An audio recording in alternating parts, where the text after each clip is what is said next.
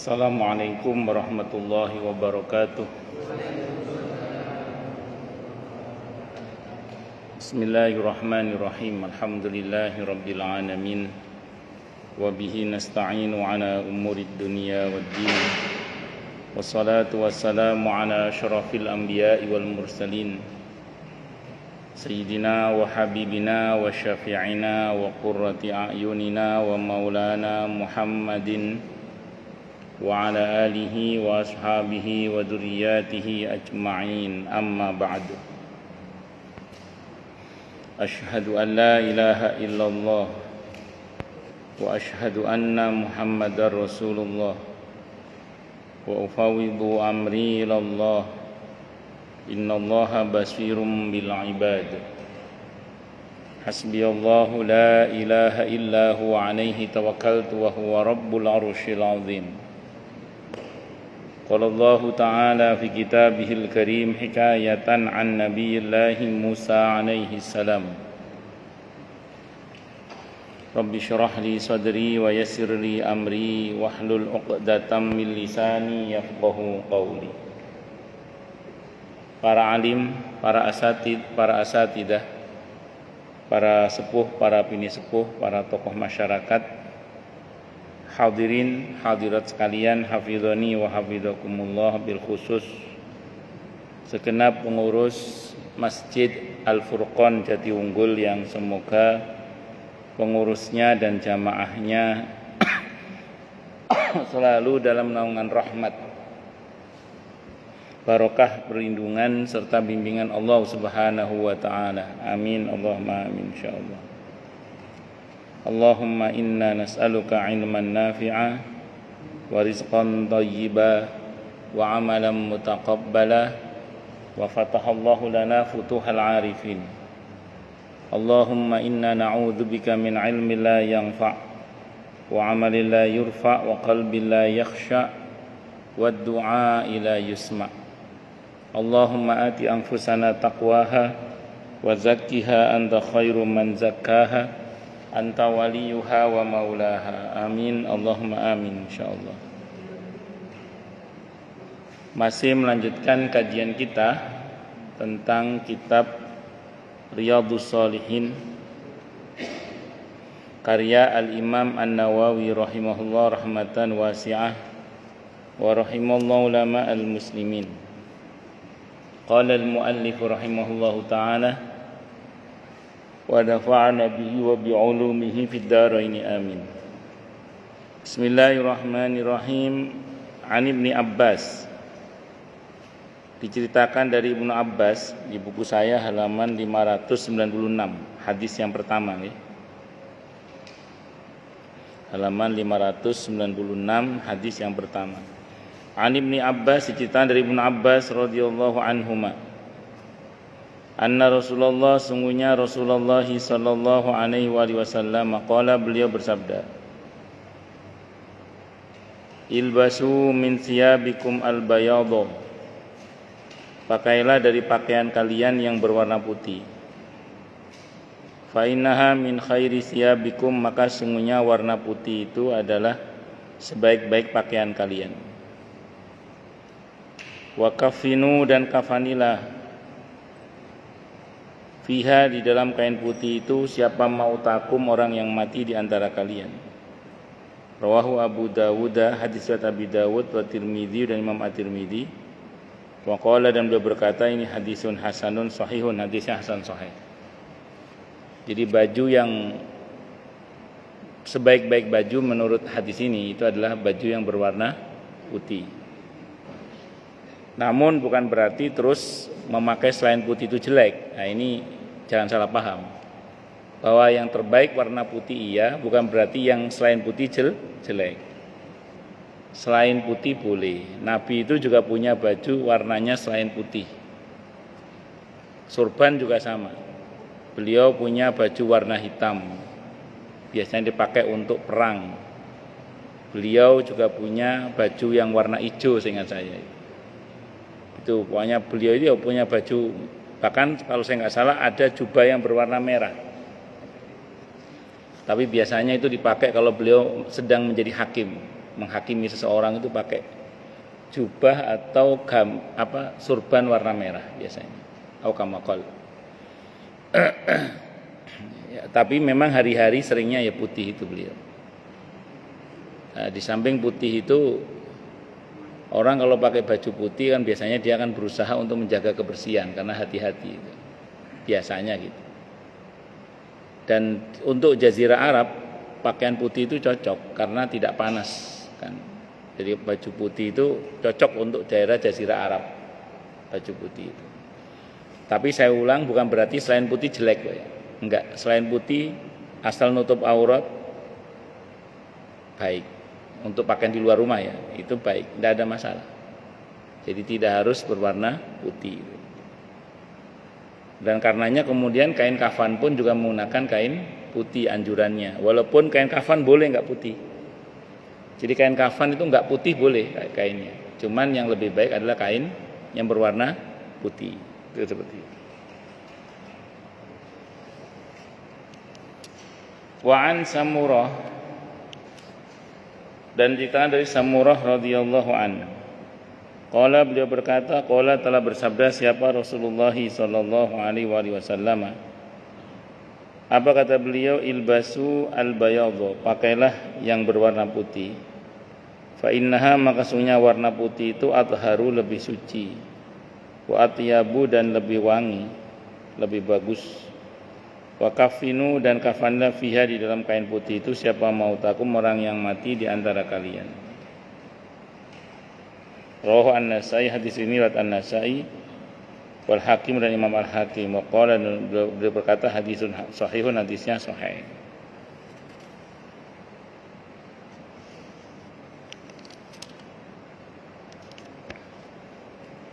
Wa anil Bara', diceritakan dari Al-Bara'. Wa anil Bara', diceritakan dari Al-Bara' ibn Azib radhiyallahu anhu. Al-Bara' ibn Azib radhiyallahu anhu. Qala, beliau berkata, karena ada siapa Rasulullah sallallahu alaihi wasallam marbu'an. Marbu'an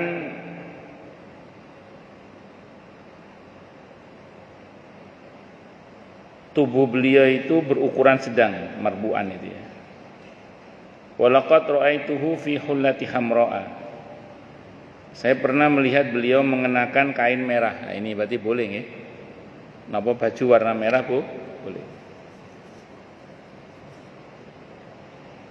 Ma ra'aitu syai'an ahsana minha, dan belum pernah saya melihat orang yang lebih tampan daripada ma ahsana minhu ya, dan saya belum pernah melihat siapapun atau apapun yang lebih bagus daripada beliau, atau lebih ganteng daripada beliau. Dan saya belum pernah melihat ada orang yang lebih tampan daripada beliau, Nabi kita Muhammad sallallahu alaihi wasallam. Hadisnya muttafaqun alaih, Bukhari Muslim. Jadi Nabi pernah pakai pakaian atau kain yang berwarna apa? Merah. Kalau saya pernah baca itu biasanya kalau jadi hakim. Kalau jadi hakim beliau pakai warna merah. Kalau perang biasanya pakai baju hitam gitu, kalau perang. Sehari-hari seringnya hijau, putih, hijau sehari-hari itu. Putih, hijau hari-harinya. Seringkali putih, hijau biasanya. Aukamakal. Nabi itu orangnya kalau nggak sedang ihram ya, itu tidak keluar rumah kecuali kepalanya selalu tertutup, itu Nabi. Kalau orang sana pakai peci lah. Cuman Nabi itu nggak pakai peci yang saya tahu. Walaupun beliau punya topi. Nabi itu punya topi. Tapi tidak selalu pakai peci. Yang sering itu ya tutup surban, dan beliau punya topi. Dan Nabi itu tidak pernah gundulan. Selalu ada surban yang nutupi kepalanya. Makanya di antara kebiasaan orang-orang soleh terdahulu ya nutup kepalanya, walaupun dengan peci atau dengan surban atau dengan topi. Itu seperti itu. Jadi kalau ada orang yang mengatakan pakai topi itu, sempat ramai di video itu, viral video itu, pakai topi, ada ustadz pakai topi disalahkan oleh ustadz senior. Rupanya ustadz senior itu mungkin belum baca hadis tentang bahwa Nabi itu ya punya topi. Nabi itu punya topi. Jadi tidak hanya bukan peci. Kalau yang punya peci itu Khalid bin Walid radhiyallahu anhu. Lanjut. Wa an Abi Juhaifah, dan ceritakan dari Abi Juhaifah namanya Wahab ibn Abdullah radhiyallahu anhu. Qala, beliau berkata, ataitu, aku mendatangi an-nabiyya, nabi kita Muhammad sallallahu alaihi wasallam di Makkah, di Makkah. Wa huwa bil abtahi fi qubbatin lahu hamra'a min adamin. Beliau berada di abtah, dalam sebuah tenda berwarna merah terbuat dari kulit. Fa kharaja, maka keluar siapa? Bilal biwadu'ihi, membawa air wudunya Rasulullah Muhammad sallallahu alaihi wasallam. Famin nailin wa nadhihin. Ada orang yang membasahi diri dan ada yang hanya mengambil sedikit dari air wudu itu. Fa kharajan nabiyyu, maka jadi ngambil bekas sisa wudunya Nabi, maksudnya Muhammad SAW. Itu namanya apa? Berharap barokah, tabarukan. Jadi para sahabat sisa bekas air wudunya Nabi itu diambil gitu loh. Ada yang ambil banyak, ada yang ambil sedikit. Itu berharap barokah dari sisa wudunya Nabi kita Muhammad sallallahu alaihi wasallam. Dan air sisa wudu itu bisa untuk ruqyah. Air sisa wudu, air mustakmal bekas wudu. Kalau jenengan wudu ditampung gitu, bekas wudu jenengan itu bisa dibuat ruqyah. Baik dibacakan ayat kursi, Al-Ikhlas, Al-Falaq, An-Nas, dan aneka-aneka ayat-ayat ruqyah, Al-Baqarah 1 sampai 5, ayat kursi pertengahannya, ayat kursi dan 2 ayat setelahnya, akhir surah Al-Baqarah 284 sampai 286 itu, dan beberapa doa-doa ruqyah yang lainnya itu bagus itu untuk terutama menyembuh, supaya sembuh dari penyakit ain terutama. Karena ain itu termasuk sihir ya, termasuk sihir juga. Itu bisa diambil dari air bekas air wudu mustakmal. Caranya kalau jenengan ya jangan wudu di keran itu, enggak tertampung nanti. Ya di rumah berarti. Istri ngucurin pakai ceret itu. Nah, itu bekas air wudu jenengan itu di ruqyah bisa. Itu di samping ada barokahnya. Loh, dari mana kita tahu bahwa bekas wudu itu barokah? Dalam satu riwayat pernah Nabi kita Muhammad SAW itu ditawari air untuk berwudu. Saat itu beliau ditawari apakah akan menggunakan air yang baru atau air bekas kaum muslimin. Saat itu Nabi memilih bekas kaum muslimin. Rupanya kata rawi hadis sahabat yang menceritakan itu, kalau saya nggak salah Abu Hurairah yang menceritakan itu. Maaf kalau nggak Abu Hurairah, Abdullah bin Umar, saya lupa. Pokoknya di antara sahabat Nabi lah mengatakan, rupanya Nabi sedang berharap keberkahan kepada Allah dari tangan kaum muslimin. Jadi kaum muslimin itu tangannya barokah, maksudnya apa? Bekas wudunya itu barokah gitu. Jadi muslim itu bekas wudunya apa? Barokah. Tapi kalau orang sekarang susah mencerna itu. Tapi nyatanya begitulah kalau menurut informasi agama. Apalagi di beberapa daerah ada yang wudunya itu di kolam itu. Kumur di situ, dimuntahin di situ, wudu di situ, sak kaki-kakinya itu.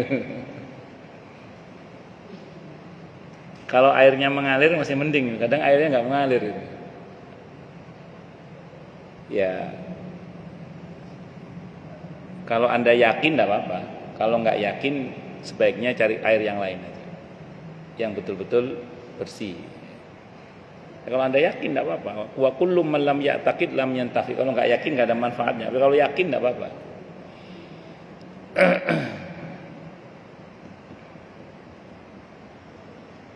Ya begitulah ya, fenomena sebagian. Tapi di daerah itu, kalau di Jakarta nggak tahu ada apa enggak. Yang saya tahu di daerah itu yang satu kolam kobak gitu. Terus kalau yang airnya ngalir masih mending. Kalau kayak di Lumajang, di Pasuruan itu ngalir itu karena kan di gunung. Tapi kalau yang di dataran rendah kayak di Probolinggo, saya pernah tahu di Probolinggo, kan dataran rendah itu. Yang saya tahu sih nggak ngalir itu airnya itu. Allah. Kalau Lumajang masih ngalir karena kan dataran tinggi, Semeru, Gunung Arjuno. Saya pernah di Pasuruan itu, di Gunung Arjuno itu ngalir itu. Walaupun ada kobakan itu, dan itu memang saluran airnya khusus memang untuk tidak untuk pup, pipis enggak. Jadi pup, pipis, mandi ada sendiri, itu aliran untuk minum, untuk wudhu boleh, tapi tidak untuk pipis, tidak untuk pup, tidak untuk khusus aliran sungai. Itu saya pas di Gunung Arjuno di Pasuruan saat itu. Allahu Akbar.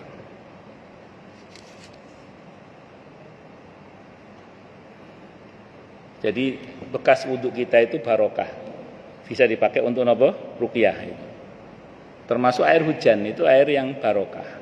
Karena Al-Quran yang memberitahukan bahwa Allah telah menurunkan air dari langit yang diberkahi oleh Allah. Itu seperti itu. Makanya air hujan termasuk yang efektif untuk dipakai untuk ruqyah juga bagus. Dibacakan ayat-ayat Al-Quran, itu dipakai untuk ruqyah itu bagus. Tapi usahakan ngambilnya air hujan yang langsung. Jangan yang dari genteng. Kalau dari genteng itu kalau hujannya sering sih tidak apa-apa. Kalau baru hujan pertama dari genteng ya insya Allah. Ya bekas kotoran-kotoran binatang banyak ya. Tapi kalau sering hujan sih masih lumayan lah. Tapi secara umum air hujan itu barokah. Karena Al-Quran yang memberitahukan.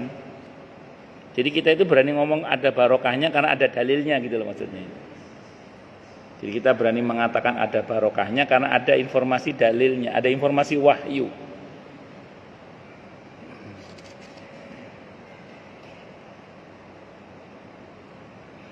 Fa kharaja maka keluar siapa an-nabi kita Muhammad sallallahu alaihi wasallam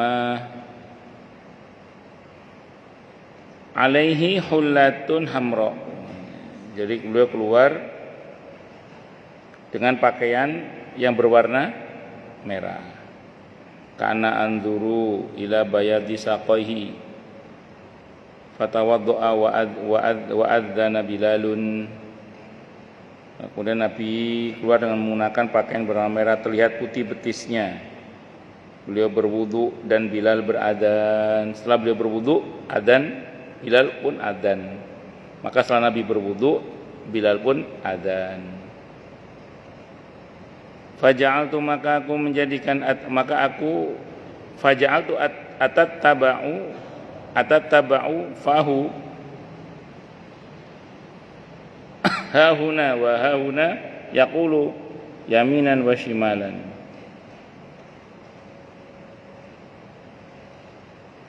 Beliau berwudu dan Bilal pun azan, saya pun memperhatikan mulut beliau. Mulutnya Bilal maksudnya, mohon maaf, lisannya Bilal yang ke kanan dan ke kiri sambil mengucapkan hayya 'alas shalah, hayya 'alal falah.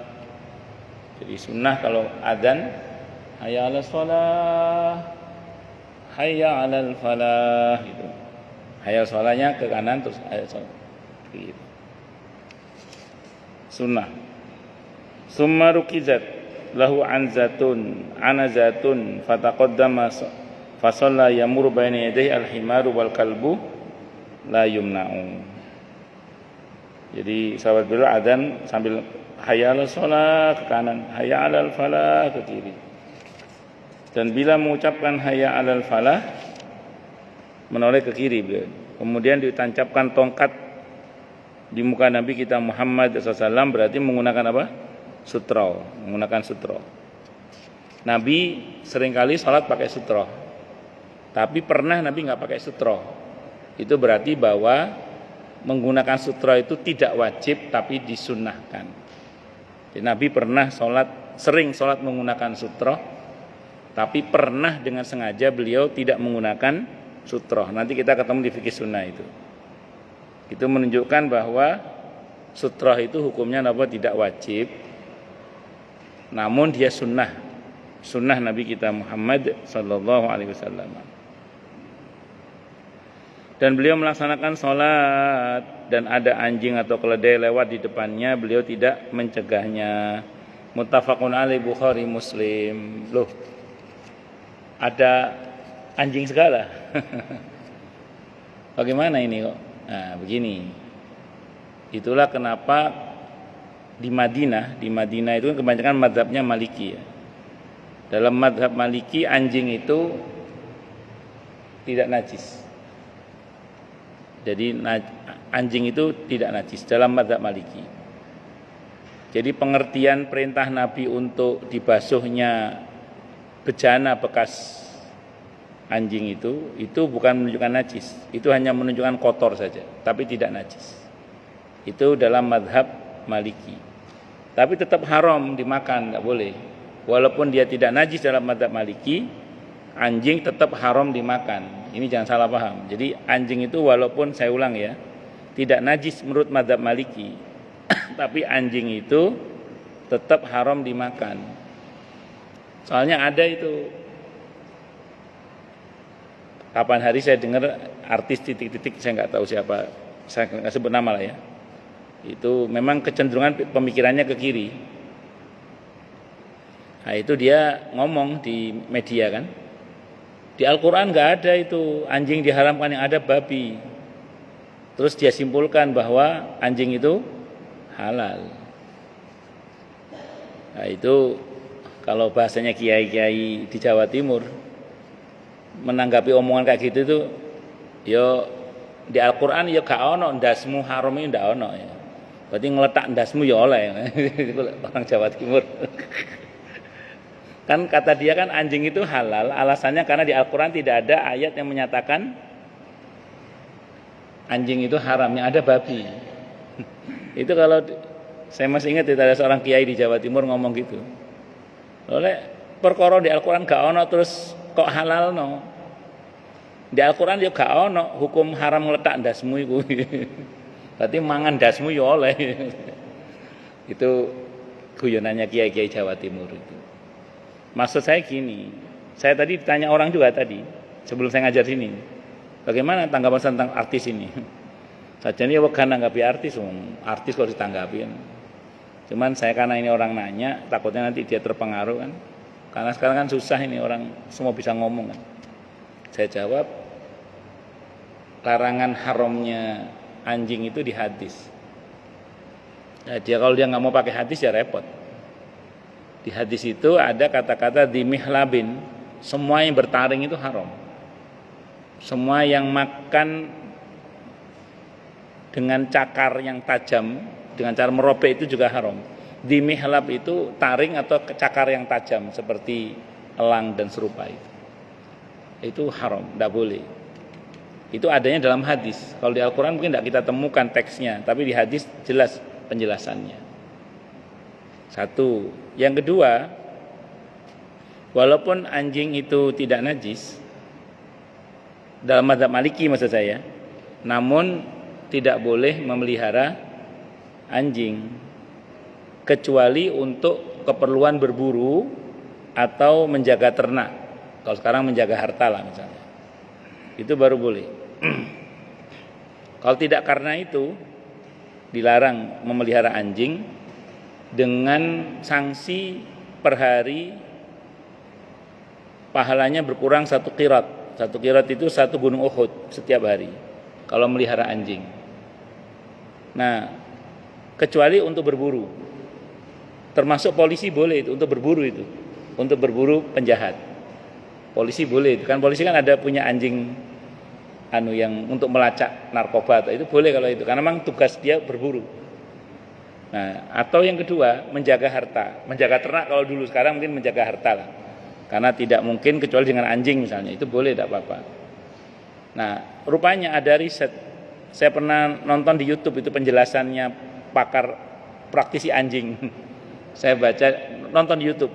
Mereka mengatakan begini, Anjing itu binatang yang kalau dikandangin, tidak dikasih aktivitas, dia stres. Anjing itu. Jadi anjing itu kalau nggak diberi aktivitas, nggak diberi kesibukan, itu stres. Makanya kan orang yang punya anjing mesti ngejak jalan anjingnya itu. Karena kalau taruh di rumah saja nggak ngapa-ngapain, dia stres anjing itu. Nah, rupanya itu hikmahnya kenapa nggak boleh pelihara anjing kecuali ada keperluan berburu atau menjaga harta itu. Rupanya bikin stres anjing itu menyebabkan kebaikan seseorang yang melihara itu dikurangi 1 gunung Uhud. Itu bikin stres anjing. Bagaimana bikin stres istri? Bagaimana bikin stres suami? Jadi kalau bikin stres istri, bikin stres suami bisa lebih parah lagi, itu pahalanya hilangnya itu. Paham ya? Cuman kalau istri sama suami harus dipelihara kalau itu. Nah, itu hikmahnya. Saya tidak ngomong alasan hukumnya, itu hikmahnya. Di samping ada hadis yang sahih yang menyebutkan bahwa malaikat rahmat itu tidak mau masuk ke dalam rumah yang di dalamnya ada anjing. Malaikat rahmat yang nggak mau masuk. Kalau malaikat adab tetap masuk. Malaikat maut tetap masuk. Nah itu. La yadkhulu baitan fihi kalbun wala surah. Jadi tidak masuk ke dalam rumah malaikat rahmat itu yang di dalamnya rumah itu ada anjing dan gambar. Cuman memang untuk gambar ada pembahasannya ya. Ada paling tidak ada 3 pendapat. Baik, saya mau terangkan lagi. Jadi itu mengenai apa? Anjing. Allahu Akbar. Jadi masa Nabi itu ya biasa karena memang itulah yang mungkin itu yang dipakai dasar oleh mazhab Maliki bahwa itu tidak najis tapi kotor itu aja. Nah, terus menariknya lagi adalah gini. Kenapa dalam mazhab Syafi'i anjing itu masuk dalam najis mughalladhah? Dalam mazhab Syafi'i najis mughalladhah itu diantaranya anjing, najis yang berat.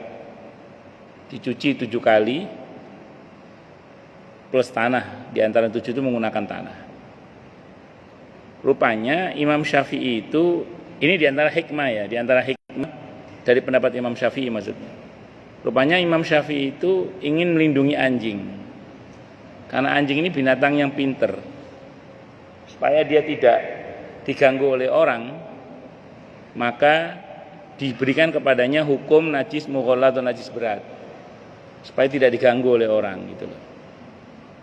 Nah, dulu orang tua dulu kalau ada hutan yang dilindungi disebut hutan larangan. Dulu orang tua ya, kalau ada hutan yang dilindungi disebut hutan larangan. Di karang cerita ada setannya demitnya supaya orang nggak masuk ke situ. Tujuannya melindungi hutan itu. Orang dulu tapi. Nah, ada yang mengatakan hikmah dari larangan Imam Syafi'i itu karena Imam Syafi'i tidak mau orang ganggu anjing. Karena anjing ini binatang yang istimewa yang disebut dalam Al-Quran gitu. Terlepas bahwa kemudian anjing itu binatang yang bisa mudah disuap ya. Tapi terlepas dari itu anjing itu adalah binatang yang disebut dalam Al-Quran karena dia pinter memang. Binatang yang pinter. Nah, Imam Syafi'i itu ingin melindungi itu. Cuman sebagian orang yang bermadzhab Syafi'i salah memahami itu. Justru gara-gara memandang itu sebagai najis mughalladh, akhirnya mereka memusuhi anjing. Akhirnya anjing itu ya kadang ya malah dikepui, malah diusir gitu. Itu seperti itu. Nah, cuman memang wallahu a'lam bishawab ya. Yang dikhawatirkan dari anjing kan gigitannya itu kalau lagi gila, anjing gila itu kan ngerinya kan rabiesnya itu. Naudzubillahi minasyaitonir. Itu yang bahaya. Sehingga saya pernah itu sekarang di perumahan saya dilarang anjing dilepas, harus dimasukkan kandang, harus dimasukkan ke dalam rumah, tidak boleh dilepas. Dulu sebelum ada aturan itu, kadang saya pernah, nggak selalu sih, pernah mau sholat subuh, mau sholat subuh keluar, buka pagar itu loh, anjing gede depan rumah tuh, mbok, wong mikir rek, asune sapa iki, baru keluar itu, anjing gede depan pagar rumah itu. Akhirnya saya masuk lagi. Saya itu punya tongkat komando ini. Kalau cabut itu pedang. Akhirnya saya ke masjid bawa tongkat itu. Macam-macam tak totok. Alhamdulillah sih nggak diganggu. Malah macam-macam kepaksa tak totok.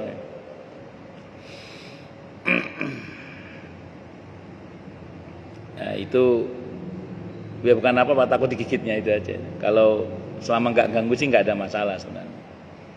Cuman kalau saya bermadzhab Syafi'i, saya memandang itu najis mughaladhah. Sehingga saya kadang kalau beli di satu tempat yang jualan baru gendong anjing, dari situ tuku aku mulai. Saya kan kadang beli pakan ikan atau apa itu.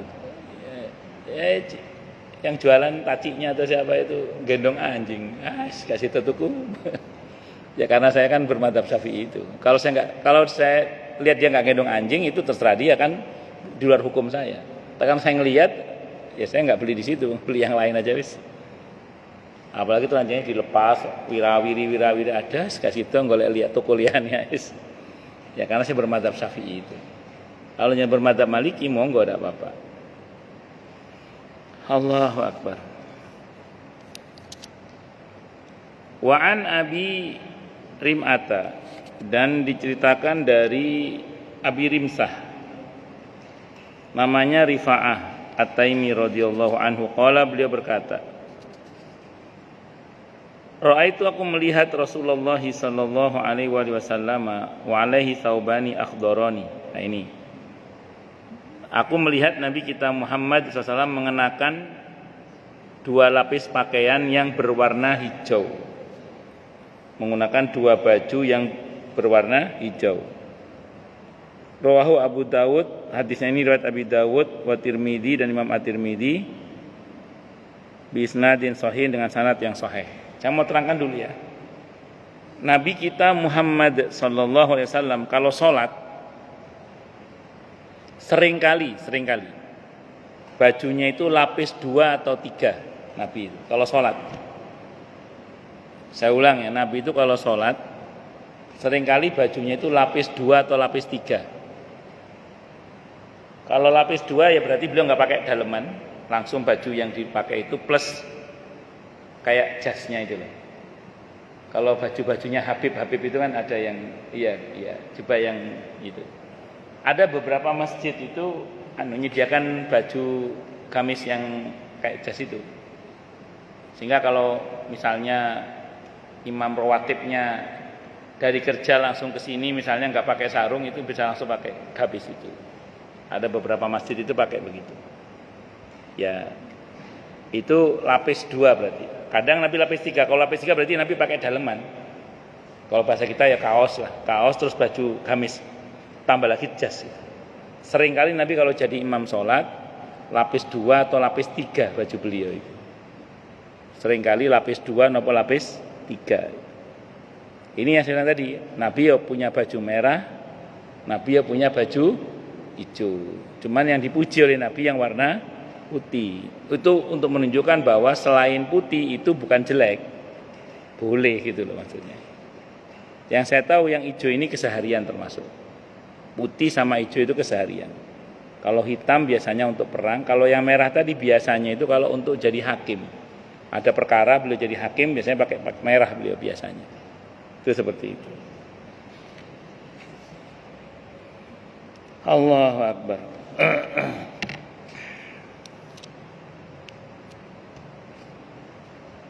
Wa an Jabirin, dan cerita dari Jabir radhiyallahu anhu, anna Rasulullah, sungguhnya Rasulullah sallallahu alaihi wasallam dakhala, masuk yauma fathi Makkah, pada hari ditaklukkannya kota Mekah atau terbukanya kota Mekah, wa alaihi imamatun sauda, dan beliau mengenakan imamah itu surban sauda'u yang berwarna hitam. Rawahu Muslimun, hadisnya riwayat Muslim.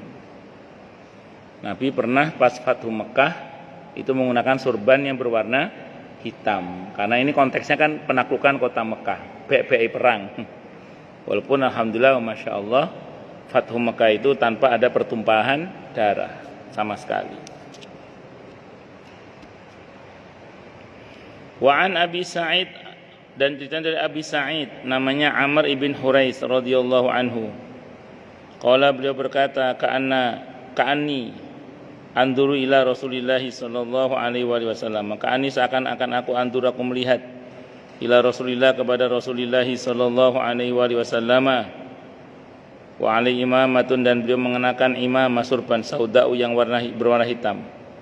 Qad arkha tarafaiha baina katifaihi, rawahu Muslimun. Mengenakan pakaian surban yang berwarna hitam yang ujungnya dilepas antara kedua baunya. Dilepas di antara kedua baunya. Hadisnya riwayat Muslim.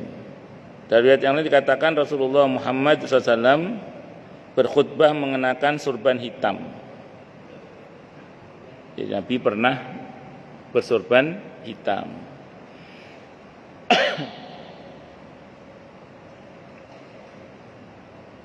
Jadi pakai surban hitam dan dua ujungnya dilepas di antara kedua baunya.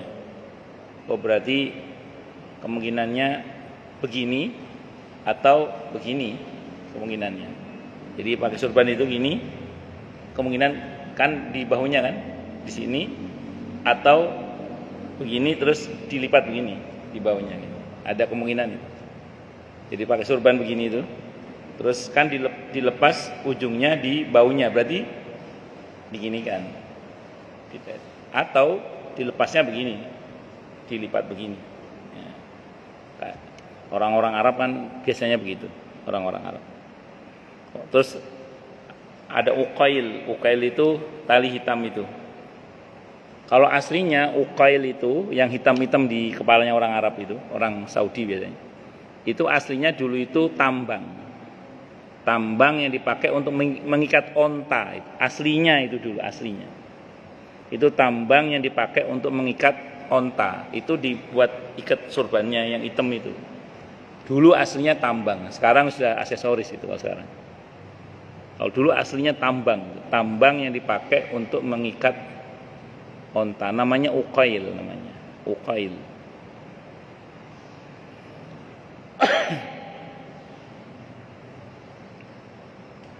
Wa an Aisyah radhiyallahu anha, dan cerita dari Siti Aisyah radhiyallahu anha.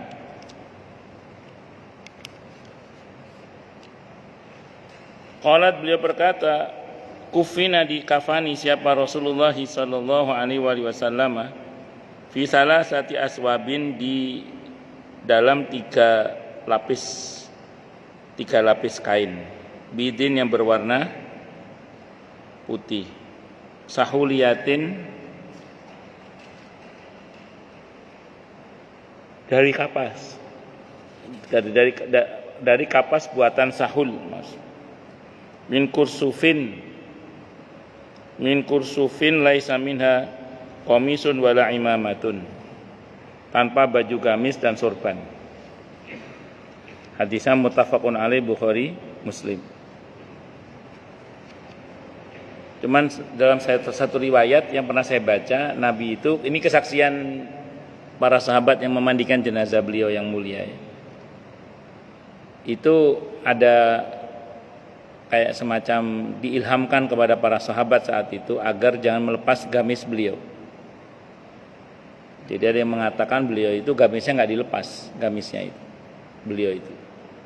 Nah terus kemudian beliau dimandikan. Saat dimandikan itu kesaksian sahabat yang memandikan, Nabi itu seperti mandi sendiri. Jadi jenazah itu gerak-gerak sendiri.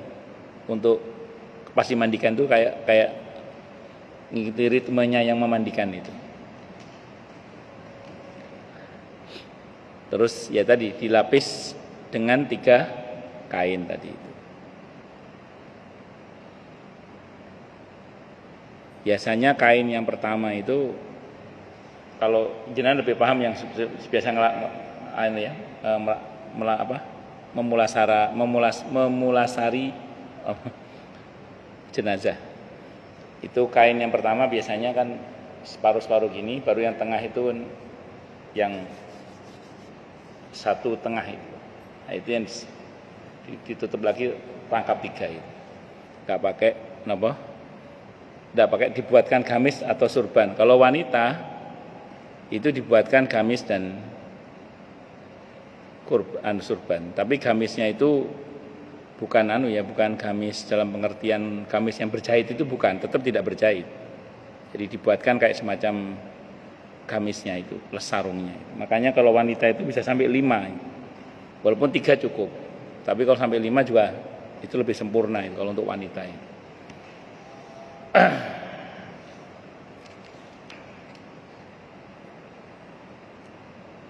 Terus kemudian wa anha, dan cerita dari Siti Aisyah radhiyallahu anha.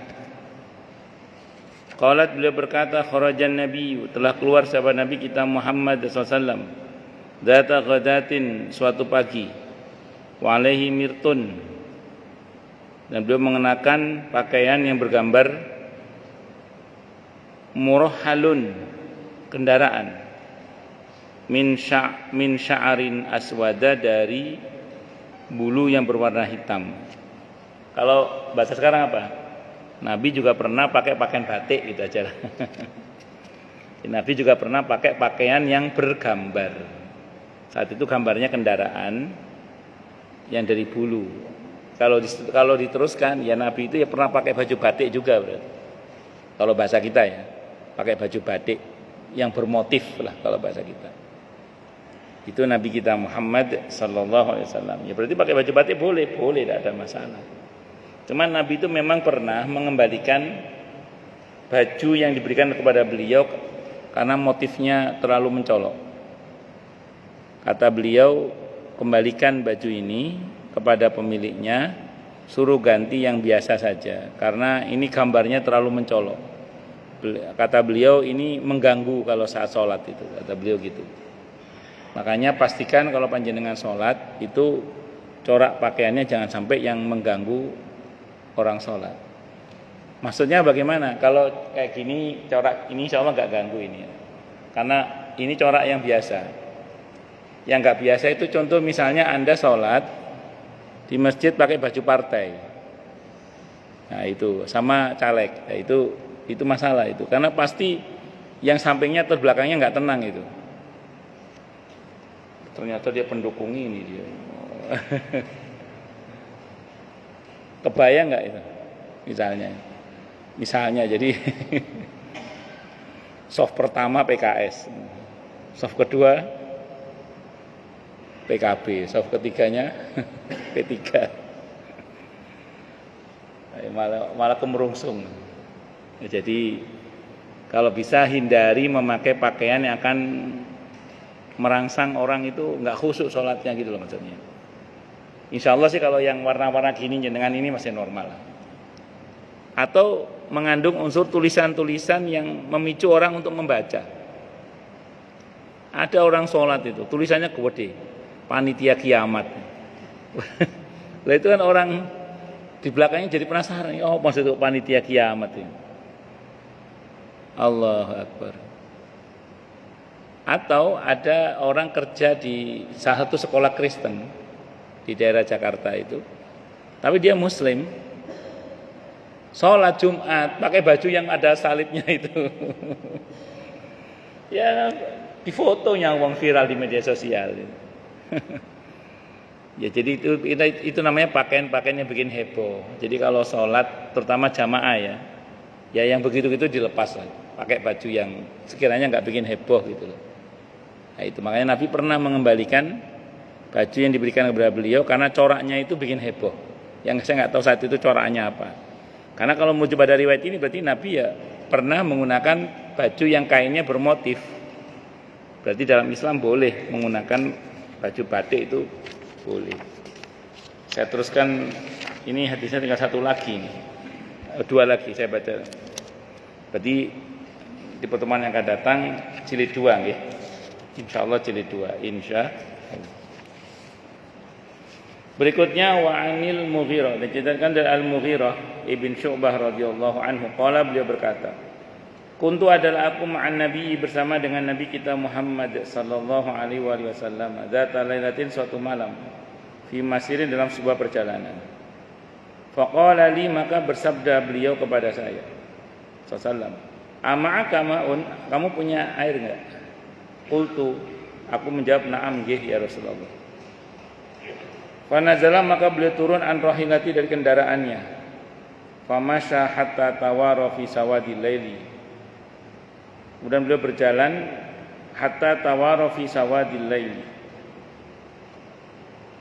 sampai masuk ke dalam kegelapan malam hingga tak terlihat. Summa jaa fa afraghtu alaihi minal idawati fa ghasala wajhahu alaihi jubbatun min sufin falam yastati an ayyukhrija diraihi minha hatta akhrajahuma min asfalil jubbati. Beliau datang dan saya telah persiapkan air pada tempatnya. Kemudian beliau membasuh muka, sedang beliau mengenakan jubah dari wol. Beliau terlihat susah sekali mengeluarkan kedua lengannya, hingga saya membantu mengeluarkannya dari bawah. Kemudian beliau membasuh kedua lengan dan mengusap kepalanya. Wa qasala diraihi wa masabi ra'sihi summa ahwaitu li anzi'a khuffaihi. Sesudah itu saya bermaksud melepas kedua sepatunya. Khuffah itu sepatu boot ya.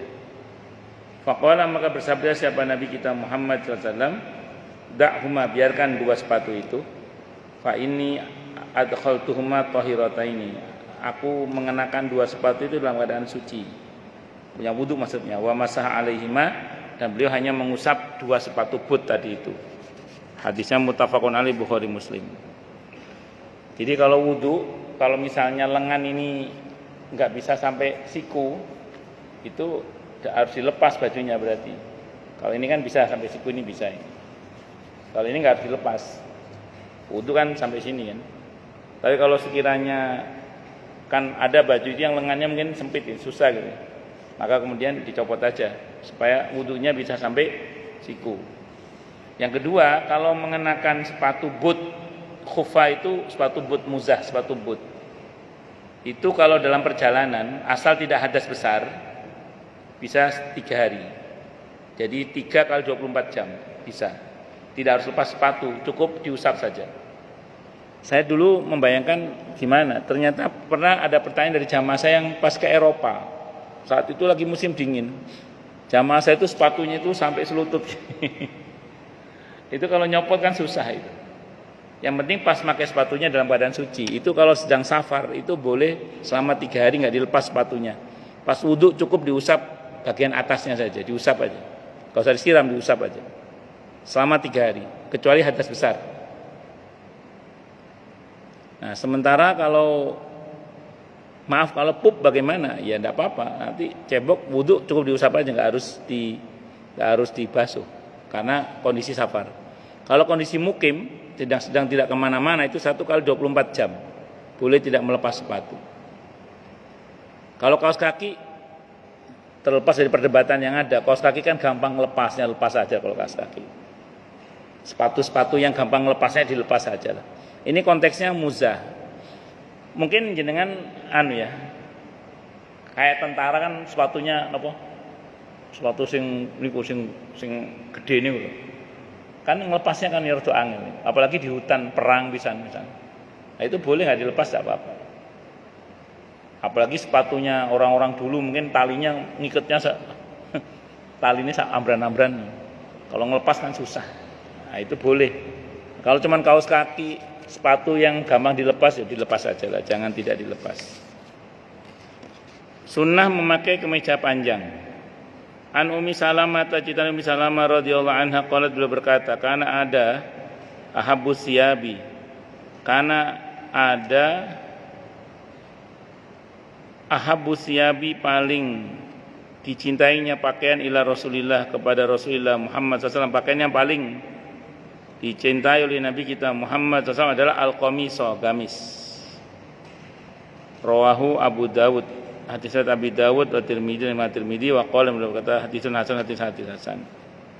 Gamis itu yang kita ketahui kalau orang sana nyebutnya jubah, itu gamis itu. Saya pernah ngaji mengenai sifat pakaian Nabi itu. Pertama, Nabi itu tidak pernah mengenakan pakaian yang lengan pendek, tidak pernah. Itu saya pas ngaji ya tentang sifat pakaian Nabi. Bukan tidak boleh ya, karena beberapa sahabat Nabi pakaiannya lengannya pendek. Tapi Nabi tidak pernah mengenakan pakaian yang lengannya pendek. Yang kedua, tidak pernah mengenakan pakaian yang lengannya tanggung. Tanggung itu segini. Kan ada lengan tanggung segini. Tidak pernah. Nabi itu selalu pakaiannya panjang. Jadi nggak pernah pakai lengan pendek dan tidak pernah mengenakan yang segini. Saya ulang, bukan berarti tidak boleh lengan pendek, bukan tidak boleh, boleh tidak apa-apa. Lengan tanggung boleh tidak apa-apa. Untuk kita, dan itu bukan haram, karena di masa Nabi beberapa sahabat mengenakan pakaian begitu dan Nabi tidak melarang. Berarti itu boleh. Cuman kalau Nabi sendiri yang saya pernah ngaji ya, itu dalam penjelasan kajian tentang pakaian Nabi kita Muhammad SAW yang saya pernah ikuti itu, Nabi pakaiannya selalu lengan panjang, tidak pernah mengenakan pakaian yang lengan pendek atau lengan tanggung. Nah, itu beliau. Wallahu a'lam bishawab. Baik, kecuali pas ihram itu beda bab. Kalau pas ihram, wallahu a'lam bishawab. Baik, silakan yang mau tanya, protes, marah boleh.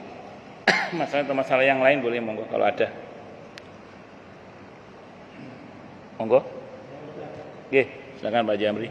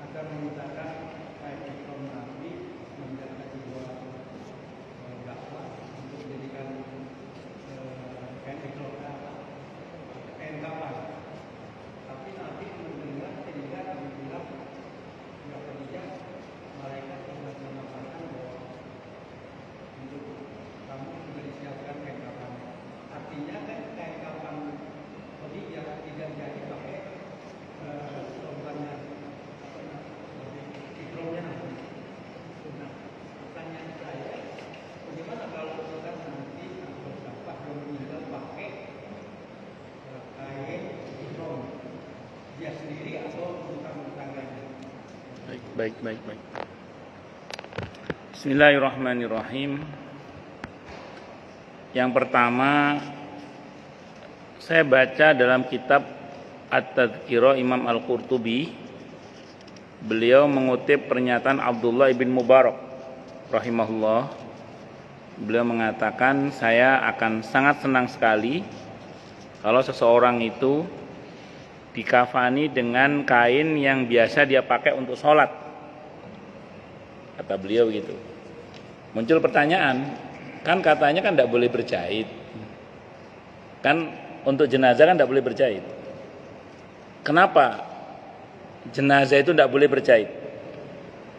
Tapi kalau Nabi kok nggak apa-apa, kenapa gitu? Selain Nabi dan Rasul, secara umum teorinya ya, jenazah itu akan membengkak. Kalau kain kafannya berjahit dan tidak diikat, tidak dibuka ikatan potongnya itu, pasti meletet, dan itu tidak menghormati manusia. Makanya tidak boleh berjahit. Nah, terus pertanyaannya gimana kalau baju yang dipakai biasa sholat itu, kalau ihram nanti nggak ada masalah, ini yang sholat gimana ini? Ya berarti gini, baju yang biasa dipakai untuk sholat ini, kalau ibu-ibu mau kena misalnya, dirobek, atau nggak usah dirobek, tapi ditempelkan di bagian yang nempel langsung di badannya tapi tidak berjahit, untuk mempertebal lapisan kafan. Nah, sama dengan kain ihram nanti. Kain ihram yang sering dia pakai untuk haji atau umroh itu dipakai yang nempel di badannya. Untuk kemudian selebihnya ya kain kafan biasa. Itu begitu. Nah, mengenai Siti Khadijah radhiyallahu anha itu saya baca dalam sirah, ketika menjelang wafat Siti Khadijah bilang ke putrinya Siti Fatimah radhiyallahu anha, "Duk, kalau bahasa kita nduk itu nok gitu ya. Tolong sampaikan sama bapakmu Rasulullah Muhammad SAW, aku ingin dikafani dengan sorban yang beliau pakai untuk menerima wahyu pertama kali di Gua Hira." Maka sampaikanlah kepada Rasulullah Muhammad SAW oleh Siti Fatimah radhiyallahu anha, dan Nabi menyetujuinya.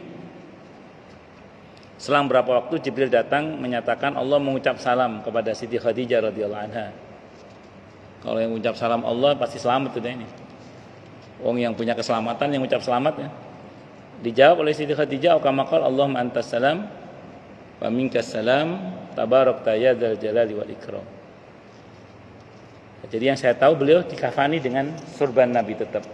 Adapun sutra dari surga itu untuk membungkus ruh, tidak untuk membungkus jasad. Untuk membungkus ruh. Jadi kain sutra dari surga untuk membungkus ruh, tidak untuk membungkus jasad. Karena nanti ruh orang-orang yang beriman itu disambut dengan dengan kain sutra dari surga untuk digendong dibawa menghadap kepada Allah. Begitu. Wallahu a'lam bishawab. Begitu Pak Haji. Monggo yang lain silakan. Kalau ada. Nggih, monggo Pak Haji Yono.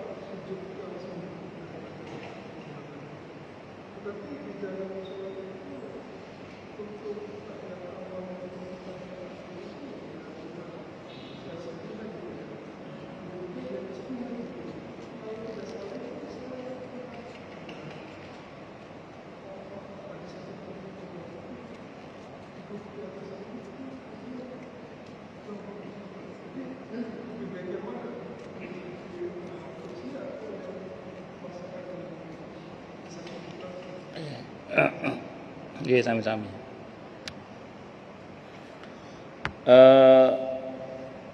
Sekarang gini, kembali kepada kejujuran masing-masing. Jadi kalau memang dia merasa bahwa dia masih mampu dan dia merasa bisa mengatasi kesulitan itu, dan dia ingin sedikit memaksakan dalam tanda kutip untuk sempurna dalam sholatnya, maka itu sah-sah saja, tidak ada masalah. Maka nanti kembali kepada masing-masing. Makanya saya sering sampaikan ke jamaah itu, kita jangan menilai orang, karena kita nggak tahu seseorang itu kemampuannya kan bisa berbeda-beda dan kasusnya bisa berbeda-beda. Nah, mungkin beliau termasuk yang merasa masih mampu dan masih diupayakan. Nah, mengenai duduk tadi, di fikih itu ada namanya duduk iq'a namanya. Iq'a itu duduk bersimpuh. Duduk bersimpuh itu ya tadi duduk di atas dua tumit itu bersimpuh. Jadi bersimpuh itu kayak semacam begini. Bersimpuh. Ya, memang ini termasuk duduk yang tidak dianjurkan. Namun kalau tidak ada pilihan, ya tidak ada masalah. Kalau memang dia tidak mampu, kecuali begitu. Kan ada orang mungkin dia tidak mampu kecuali begitu, ya sudah nggak apa-apa. Tapi kalau dia mampu iftirash, mampu tawarruk, harusnya atau sunnahnya iftirash atau tawarruk. Nah, adapun duduk yang bersimpuh itu kalau terpaksa saja. Jadi kalau terpaksa ya kembali pada kaidah la yukallifullahu nafsan illa usaha. Jadi nggak ada masalah. Kalau memang dia mampunya begitu. Kalau ditanya lebih utama mana, ya kembali pada kemampuan aja. Jadi kalau kemampuannya memang masih bisa begitu, silakan begitu, tidak ada masalah. Dan itu bukan hal yang tercela yang saya tahu. Iq'a itu tidak dianjurkan itu aja. Jadi gini, duduk yang ibadah itu akan ada 3. Yang pertama iftirash, yang kedua tawarruk, yang ketiga tarabbu'. Tarabbu' itu bersila. Bersila itu termasuk duduk ibadah. bersila itu. Jadi yang saya tahu iftirash, tawarruk sama tarabbu. Itu yang saya tahu ya, ada tarabbu. Tarabbu itu duduk ibadah itu, duduk ibadah. Maka kalau kita zikir, kita ibadah, kadang duduknya bersila atau iftirash atau tawarruk. Kalau iqa bersimpuh tadi itu duduk yang boleh secara hukum, tapi dia tidak dianjurkan karena bukan jenis duduk ibadah. Jadi itu bukan jenis duduk ibadah, gitu, kira-kira gitu. Karena yang jenis ibadah itu iftirash, tawarruk, tarabbu, itu yang saya tahu. Wallahu a'lam bishawab. Ngoten nggih? Monggo yang lain silakan. Nggih, monggo.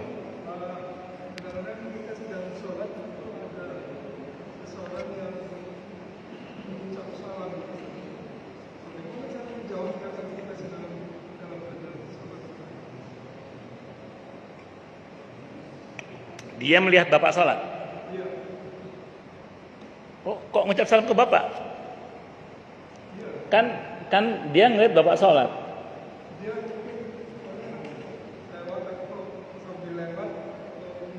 Ya, yang jelas kalau bapak jawab salamnya, bapak batal. Dulu saya baca di fikih sunnah saya sabik, Nabi kalau pas sholat ada orang ngucap salam, Nabi menjawab dengan isyarat. Kalau yang saya baca di fikih sunnah saya belum menunjuk angka 1 ini. Assalamualaikum. Nabi gitu. Ngasih isyarat. Jadi gini. Ada Nabi sholat, ada orang ucap assalamualaikum, Nabi ngasih isyarat. Nah, gitu, ngasih isyarat. Ada di fikih sunnah itu. Nah, terus yang kedua, menjawab salam itu hukumnya apa? Fardu kifayah. Fardu kifayah ya. Tapi di fikih itu ada teori gini, di fikih itu ada rumus gini. Ada waktu-waktu di mana kita tidak wajib menjawab salam itu. Salah satunya ketika kita sedang asik berzikir kepada Allah, tiba-tiba ada orang mengucap salam, itu kita tidak langsung wajib jawab. Salat termasuk zikir. Di samping kalau jawab batal juga kan? Atau kita lagi baca Quran nih. Assalamualaikum Haji. Kita belum titik, belum wakaf, terusin aja sampai wakaf. Baru nanti kita jawab gitu. Jadi andaikan dari jawab juga nggak apa-apa langsung itu. Kenapa? Karena sedang baca, sedang zikir, sedang asik dalam zikir. Itu salah satunya. Kalau sedang zikir saja tidak wajib jawab salam, apalagi sedang sholat. Tapi yang saya baca dalam hadis, Nabi ngasih isyarat dengan nunjuk jari 1 yang saya tahu. Yang pernah saya baca ya, ada dalam fikih sunnah itu, nanti insya Allah ketemu kita. Ada orang mengucap salam sama Nabi, Nabi berisyarat dengan 1 jari. Jawaban beliau gitu caranya. Wallahu a'lam bishawab. Ngaten nggih? Ada lagi mungkin? Jelas semua atau tidak jelas semua? Monggo Pak Diral.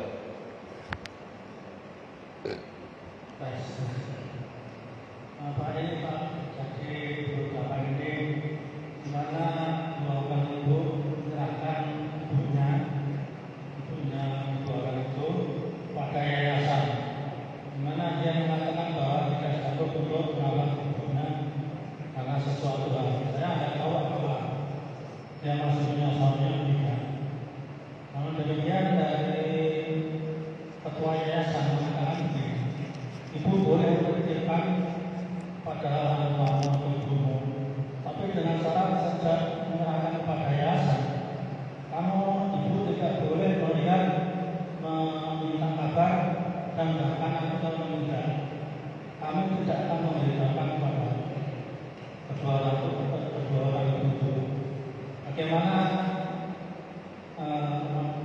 Apakah kedua ibu itu yang menyerahkan orang tuanya itu termasuk besar-besar atau tidak? Yang kedua, yang menerima yang ketua yayasan itu kan mengatakan sejak dari itu tidak boleh melihat atau mendengar atau mengetahui apakah orang tuanya itu meninggal atau masih. Oke. Pertama, terlepas ada apa di balik semua itu ya. Saya mau sampaikan yang pertama, tentu tindakan dua orang anak itu tidak benar. Saya ulang, terlepas ada apa di balik itu ya, tidak benar. Karena yang benar adalah seburuk apapun seorang ibu adalah kewajiban anak untuk berbakti. Salah satunya dengan merawat dan memelihara beliau. Nah, untuk kasus-kasus seperti ini harusnya menjadi cambuk bagi kita orang tua terutama ya. Kalau sampai ada anak itu tega melepas orang tuanya di panti jompo dengan persyaratan yang sangat ketat itu, yang dikatakan tidak boleh ketemu lagi selama dan disanggupi itu. Nah, ini pertanyaannya kenapa? Kok anak sampai begitu ke orang tua itu kenapa? Ini patut kita sebagai orang tua itu muhasabah. Ada apa ini? Kok sampai anak seperti itu ada apa?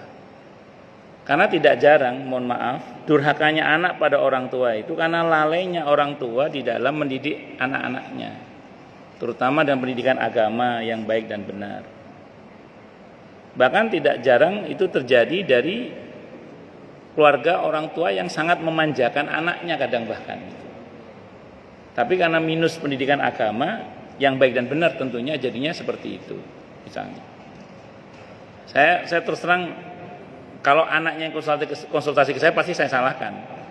Cuma kalau orang tuanya konsultasi ke saya itu biasanya saya tidak muhasabah. Anak panjenengan kok sampai durhaka ke panjenengan itu, dulu panjenengan ngapain ke anak itu? Jangan-jangan dulu tidak pernah dinasihati, nggak pernah diingatkan, nggak pernah didoakan, nggak pernah ditegur anak ini, atau terlampau dimanjakan. Itu hati-hati. Terlepas dari apa. Saya hari ini ada yang konsultasi ke saya. Ada seorang ibu yang sedang sakit, anaknya 4, 5 1 meninggal, tinggal 4, 2 laki 2 perempuan. Sang ibu ini sedang bersama dengan anaknya yang perempuan yang single parent sudah 16 tahun, yang punya 2 orang anak, yang satu mau masuk kuliah, yang satu masih SMK, butuh biaya besar. Ibunya sedang sakit, sedangkan si anak ini harus bekerja untuk membiayai anaknya. Kalau ibunya ikut beliau kan takutnya tidak terurus dengan baik. Maksud si anak perempuan ini, mbok ya ayo saudara yang lain mau dong diasuh ngasuh ibunya ini.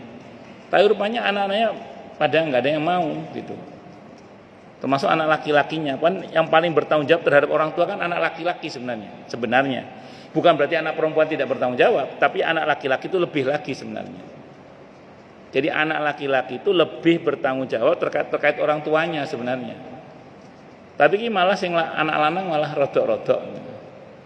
Malah yang peduli itu anak perempuan yang tanggungannya banyak, terus tanggungannya besar maksudnya, sementara dia single parent sudah 16 tahun. Pekerjaannya asisten rumah tangga, pembantu rumah tangga maksudnya. Terus dia nanya ke saya, gimana ini Ustaz? Saya bilang gini, jawaban saya gini. Ya kalau kita pakai hierarki hukumnya, harusnya anak laki-laki ini yang lebih bertanggung jawab, harusnya. Bukan berarti anak perempuan lepas tangan. Jadi kalau jenengan melimpahkan ke anak laki-lakinya, itu tidak salah, saya bilang gitu. Secara hukum, mengenai anak-anak si ibu ini yang paling bertanggung jawab kan bapaknya sebenarnya. Atau keluarga dari bapaknya, sebenarnya. Tapi kan tidak semua bapak punya pengertian yang baik terhadap anaknya yang sudah menceraikan istrinya. Atau keluarga bapak tidak semuanya mau peduli dengan keponakannya kan. Kalau kita bicara hierarki hukumnya begitu sebenarnya. Anggaplah nasib ini. Saya bilang gini, ada gini Bu, kalau seandainya nanti semua saudara angkat tangan tidak gelem ngasuh ibunda jenengan, saya bilang gitu. Karena beliau yang wis pakai pendekatan akidah saja. Bonek sampean rawat ibunya jenengan semampu jenengan dengan tanpa mengabaikan anak-anak jenengan untuk biaya sekolahnya. Wis baik sangka sama Allah, insya Allah akan terjadi keajaiban pada jenengan, saya bilang gitu. Mas saya pribadi itu punya prinsip di dalam berbakti sama orang tua, itu saya nggak mau ngiri sama saudara. Saudara mau berbakti nggak berbakti sak karepmu wis pokoknya aku sing berbakti yang wong tua. Kon berbakti gak, tapi alhamdulillah orang tua saya anak-anaknya berbakti semua, alhamdulillah masya Allah. Tapi saya punya prinsip andekan. Itu pokoknya sama orang tua berbakti. Tidak mau ngiri saya. Kok saya terus ndak wis. Bagi saya orang tua ini ladang surga. Ladang amal, ladang surga ini wis. Itu kalau saya punya prinsip gitu. Itu saya tanamkan ke istri saya juga. Wis pokoknya orang tua enggak usah ngiri sama saudara wis. Saudara mau berbakti enggak berbakti. Alhamdulillah masya Allah istri saya sih saudaranya berbakti semua alhamdulillah. Ya, jadi seandainya terjadi nggak berbakti, supaya berbakti. Karena orang tua itu surga gitu loh. Kuncinya surga lah, diantaranya itu orang tua itu. Nah, saya ngoten nggih Pak Dira nggih. Wallahu a'lam bishawab. Ada lagi? Cukup nggih? Kita tutup dengan hamdalah. Alhamdulillahirabbil alamin. Semoga kajian kita bisa bermanfaat, mubarakah fi dini wa dunya wal akhirah untuk kita, keluarga kita dan seluruh umat Islam semuanya, dan mudah-mudahan kita semua dijadikan oleh Allah sebagai orang-orang yang sukses dunia akhirat, selamat dunia akhirat, bahagia dunia akhirat, dan dipermudah setiap urusan kita oleh Allah fi dini wa dunya wal akhirah. Semoga Allah limpahkan hidayah selalu untuk kita, semoga Allah tingkatkan selalu hidayah untuk kita, dan semoga Allah berikan hidayah untuk siapapun yang melihat kita. Subhanakallahumma bihamdika asyhadu an la ilaha illa anta astaghfiruka wa atubu ilaik. Sallallahu alaihi Muhammad wa ala alihi washabihi wasallam. Saya mohon maaf. Wassalamualaikum warahmatullahi wabarakatuh.